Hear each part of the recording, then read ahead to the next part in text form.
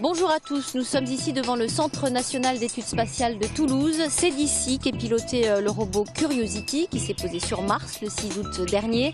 Curiosity qui est tombé en panne la semaine dernière. Les techniciens et les scientifiques ont travaillé nuit et jour pour réhabiliter le rover. La mission doit reprendre dans 2 jours. Dans le reste de l'actualité toulousaine de ce 6 mars, les associations humanitaires sont de plus en plus sollicitées, mais peuvent de moins en moins compter sur les aides européennes pour financer leur action. Gros plan ce soir sur le secours populaire de Tournefeuille. Enfin, le TFC traverse une période difficile sportivement et financièrement.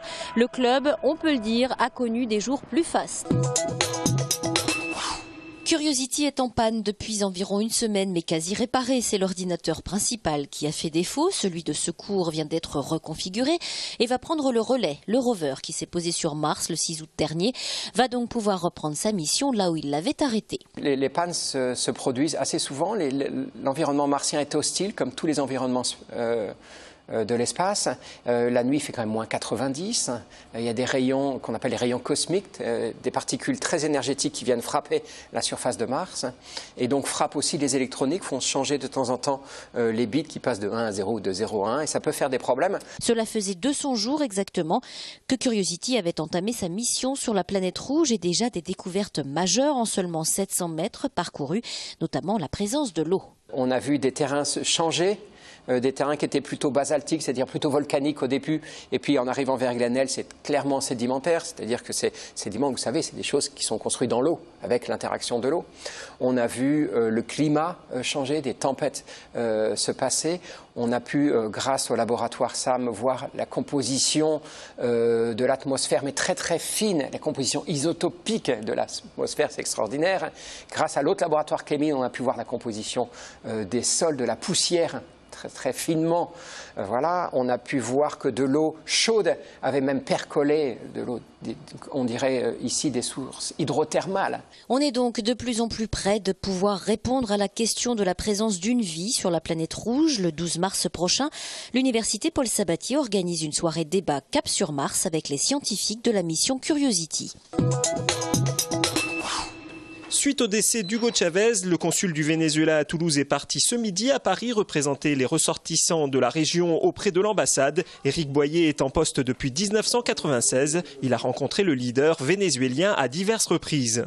Il est sûr que le président Chavez avait un charisme qui a marqué des esprits. Le Venezuela est un pays où la démocratie est bien établie et je suis sûr qu'il traversera cette période difficile avec courage et dignité. Pour la politologue Marie-Laure Fage, Hugo Chavez était un chef d'État atypique qui s'est notamment servi de la manne pétrolière pour développer une politique sociale. Il a résorbé de façon très importante la pauvreté des Vénézuéliens qui passaient en 14 ans de pouvoir, donc de 53% à peu près 25% de pauvreté dans ce pays. Mais d'autre part, il y avait un Hugo Chavez un petit peu plus sombre, qui avait des amitiés encombrantes avec des dictateurs comme Kadhafi, Bachar el-Assad. Aujourd'hui, il se pose la question de la succession. Alors cette question de la succession, on l'a senti par une certaine fébrilité sur les marchés économiques où en même pas 24 heures, le baril de pétrole a pris 19 centimes donc de dollars.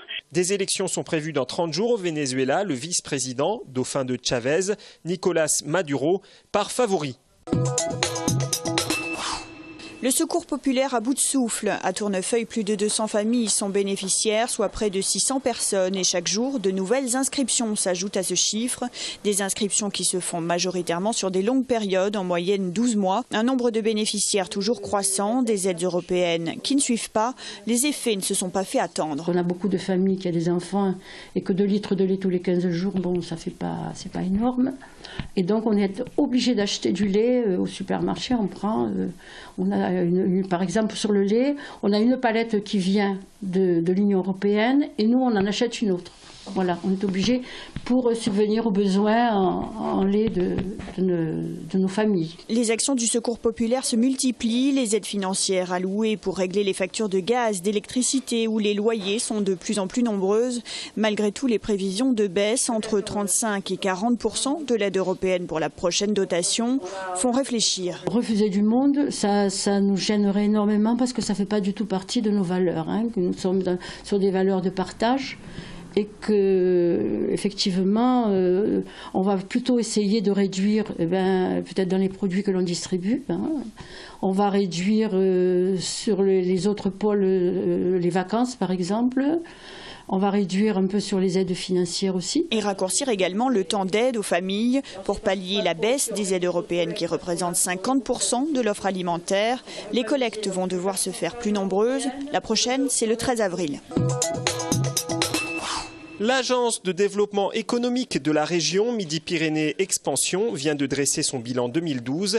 Crise financière oblige, l'année a été compliquée. Mais malgré cela, nous avons pu travailler et implanter plus de 30 projets qui ont donné 615 emplois directs, je veux dire, parce qu'on ne compte pas les emplois induits. Donc une année modeste peut-être, mais dans la période actuelle, c'est une bonne année. En 2011, près de 150 emplois de plus avaient été créés. En 2012, l'agence a réalisé 522 entretiens d'accompagnement d'entreprises, dont 63 entreprises étrangères.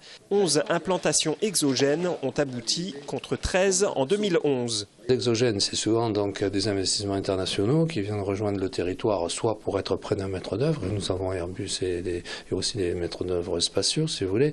Donc aussi, on peut penser que quelque part, ce train, il s'épuise un peu quand même, parce que les programmes existent, les programmes ont structuré leur supply chain.